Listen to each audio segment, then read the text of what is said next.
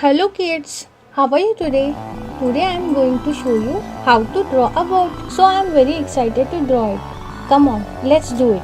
A boat is a vehicle used to travel on water. It is smaller than a ship. Some boats have sail, some are powered by rowing, and some use motors.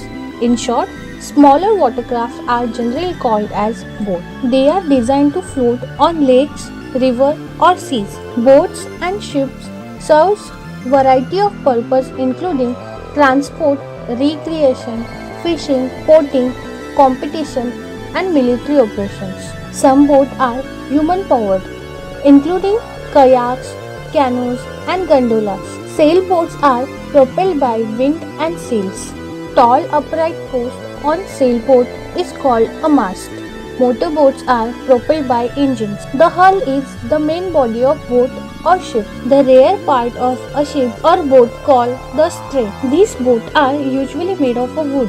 However, some parts are made of metals like steel and aluminium. Expensive boats may have parts from fiberglass or composite material and sometimes even have helicopter pad. There are some boats that can even go underwater. They are called as submarines. Isn't it so simple and easy? Try to draw it. Let me know about your experience. If you like this video, please share and subscribe. Thank you.